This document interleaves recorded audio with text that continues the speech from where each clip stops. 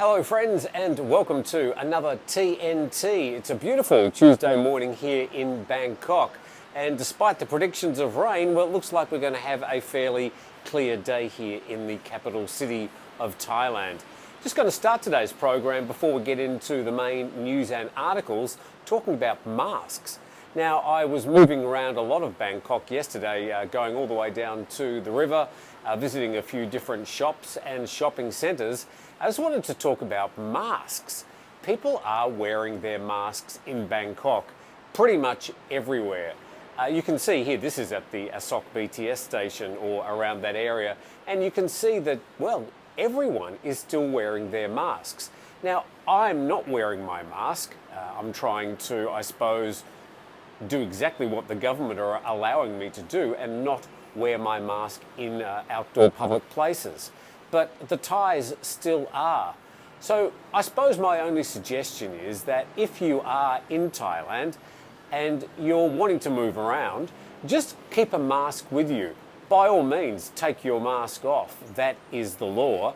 But at the same time, I think we just need to be respectful for what is happening in Thailand and the dynamic with masks, no matter what you think about them personally. And if a lot of Thais around you are wearing masks at the time, just pop your mask on, because I think that's the right thing to do. Anyway, let's get started with today's main news stories.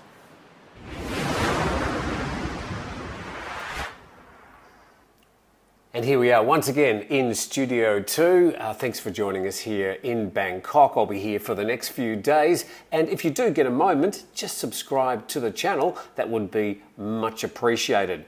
And we get started today with the Nation Thailand, an article entitled CP puts Thai businesses on alert for China reopening. This is the Pokpan Group, I think Thailand's largest company, advising Thai businesses to prepare for China to reopen in the latter part of this year.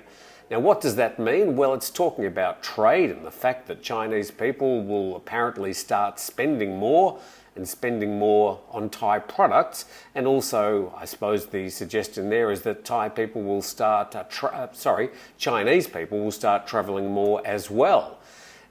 He goes on to say that he said that Thailand exporters should be ready for the reopening of Chinese markets as the country's purchasing power will increase sharply.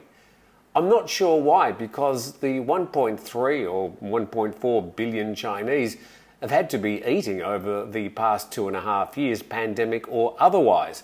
So I'm not sure why he's imagining there's suddenly going to be a spur of Chinese eating or purchasing more. He added that tensions with Taiwan would not affect the economy. Well, I think they will. And this whole tension with China, Taiwan and the USA primarily, I think is going to be an ongoing, overarching feature of geopolitical politics, particularly in this particular region. So I don't think he's right with that one. And he goes on to say a bit further on the article, he added that Beijing is targeting 5% economic growth this year, despite the private sector saying it would be satisfied with 4%. These figures are just wildly exaggerated. Now, it could be said that China's exaggerated some of its growth figures in the past. Really, who would know? But I think we need to face the reality that China's now starting to go through a whole world of pain, particularly what used to be one of the fastest growing middle classes in the world is now one of the fastest slowing middle classes in the world. Let's go to a few articles that have been around the last few days. This one from the Financial Times. China's largest property group, Country Garden, warns of 70% plunge in profit. 70% is not a small amount. I mean, when companies talk about a 2 or 3% depreciation or 10%, heaven forbid, they'd go into panic. This one is talking about a 70% potential plunge in profits. Plight highlights humongous moral hazard for Beijing from cash-strapped developers, says this article. Let's go into it. Chinese property developer Country Garden estimated that the first half profits fell as much as 70% in the first half of the year. Now, one of the other large property groups, Evergrande, I think it's the second or the third largest in China. We know all about its travails last year. This is the largest property developer in China, the largest property developer in the world. Country Garden, which lost its investment grade rating after Fitch downgraded it to junk status on Tuesday, cited a market downturn, the effect of the coronavirus pandemic, and foreign exchange losses for the fall in earnings. This paragraph at the bottom, the Chinese property sector has been rattled by a liquidity crisis following last year's high-profile collapse of Evergrande, the world's most indebted developer. These are not good headlines for China, particularly when they're saying that they're looking at a 4 or 5% growth this year. On to another article, this one from Live Mint, and it says the crisis brewing in China is likely to affect everyone. One of the paragraphs there, one of the most worrying economic stories in the world right now is unfolding in China's real estate sector. To put it into perspective, real estate drives nearly 1/3 of China's economic activity, and housing accounts for about 70% of household wealth. Nearly 30% of all bank loans are property related, says that story. Some 21 major developers have defaulted on their debts in the last year, led by China's Evergrande Group, which has been creaking under $300 billion in liabilities. S&P Global Ratings has warned that around 20% of the Chinese developers it rates are at risk of insolvency. Wow. I think if Thai hospitality gurus think that the Chinese are going to be returning in the numbers they used to, they really need to have their heads read. And they're not going to be spending all their money in Prada and Louis Vuitton anymore. I think we have to look beyond just China as a saviour for Thailand's tourist industry. Yes, they will certainly be coming back in greater numbers as China slowly reopens near the end of this year, but it'll be nothing like we used to expect pre-COVID.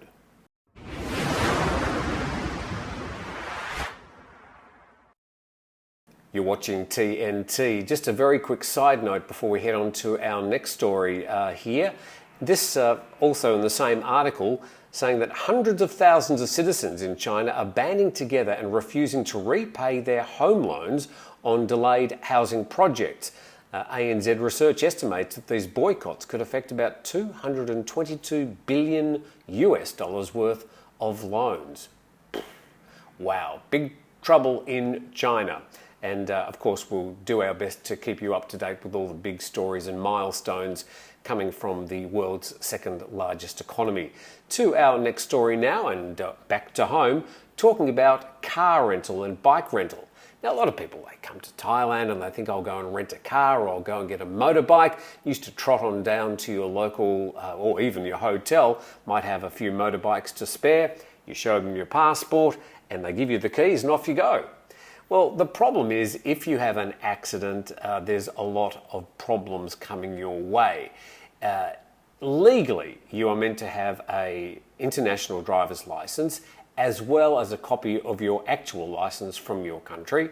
And as far as motorbikes are concerned, you're meant to have a Thai motorcycle license. So this is a bit of a reminder from the tourist police saying that the owner or driver of a motor vehicle who lets anyone without a proper driver's license to drive the vehicle will be fined not exceeding 2,000 baht.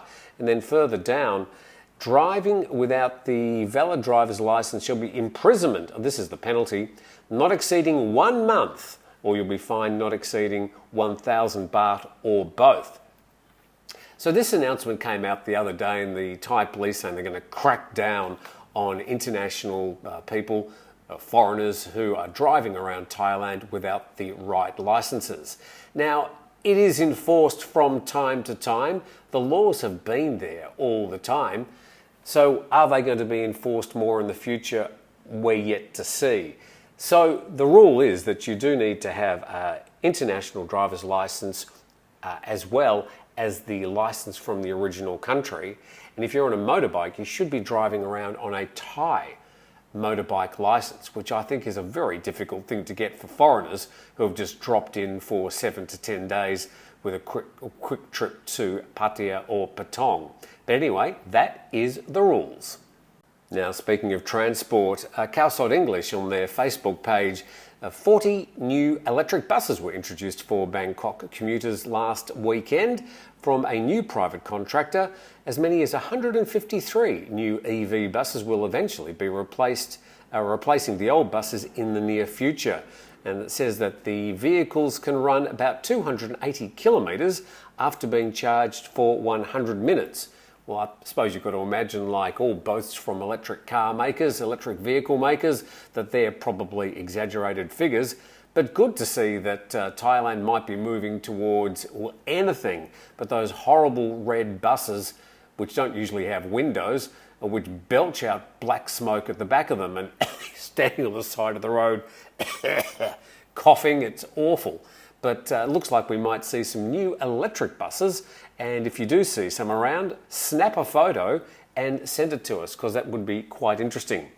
To our next story now, and from the Bangkok Post, a story that says that Cambodia attracts over 740,000 international tourists in the first 7 months of this year. And Cambodia has attracted more than 740,000 international visitors this year, an increase of 560%.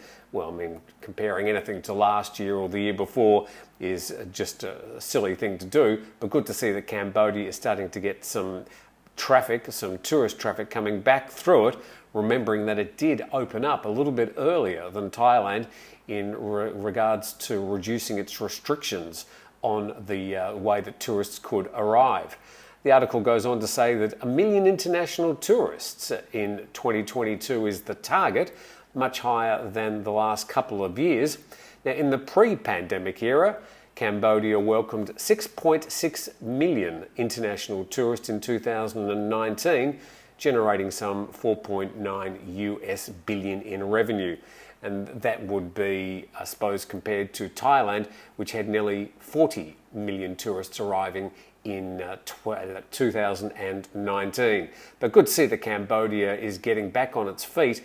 And even if it gets that million this year, it's a big increase. Thailand at the moment getting around about 1 million tourists per month. If that continues through to the end of the year, I think it'll get up to around about 7 or 8 million arrivals. Still a long way down on the 2019 figures, but at least slowly rising, Chinese or otherwise. To our next story now. And this one from CNN, although it was widely reported in this region as well. Singapore to repeal colonial-era law criminalising sex between men, says the Prime Minister. That story announced on the weekend, the Singaporean Prime Minister repealing the laws criminalising men having sex with men, which has been a big issue for the gay community in Singapore for many years. But the story is a little bit of a giveth with one hand and taketh away with the other, as we go through to a story in the Straits Times today, saying the Constitution will be amended to protect Parliament's right to define marriage. So conservative forces in Singapore are saying, okay, we understand that you're going to decriminalise gay sex between men. However, we want to protect the Marriage Act in Singapore. The government will also make it clear in the Constitution that it's Parliament's prerogative to define marriage as being between a man and a woman, to make other pro-family policies on that basis.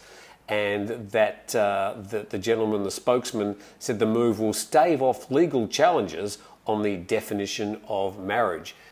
Okay, coming right back home now, and thanks to Richard Barrow, who's allowed me to use the following photos.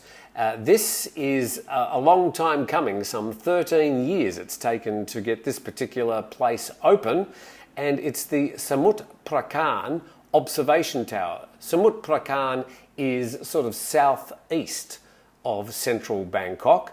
For example, the airport, Suvarnabhumi Airport, is in Samut Prakan. And it sort of takes up that southeast corridor, moving down the Chao Phraya River.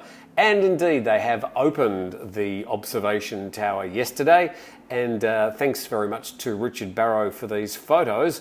And you can see that the observation tower looks down the Chao Phraya River towards the mouth, and also looks north along the Chao Phraya as well. but just been opened, and you can go and enjoy these views. You can even look through that particular telescope and see what the people down below are doing in their apartments. There it is, the brand new Samut Prakan observation tower. Apparently a long time coming, and got some great views there as well. And the Tiger did a story yesterday saying that Samut Observation Tower to finally open after 10 years.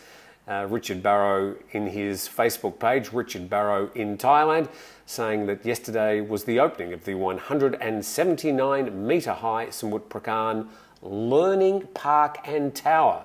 It's open Tuesdays to Sundays, 10 till 5. Entry to the museum and observation tower is only 60 baht. Samut Prakan citizens, students, seniors and children under 110 centimetres are free. So it looks like you and me, we're going to have to pay 60 baht, but I would say a 60 baht well spent. So thank you very much to Richard Barrow and Richard Barrow in Thailand. If you want to find his Facebook page, I think a lot of you would already be following him. But looks like one of those things that would be a good visit. At the moment, you can go to the Mahanakon Tower, the tallest building in Bangkok, or the tallest building in Thailand, down there in the Salom area, and it's a lot more expensive to go up that observation tower. So this one, I think, pretty good bet, and thank you very much to Richard Barrow for sharing that with us.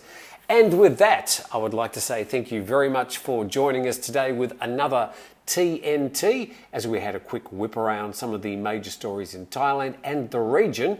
I hope you have a fantastic Tuesday. Looks like it's going to be sunny here in Bangkok, and we look forward to seeing you again tomorrow.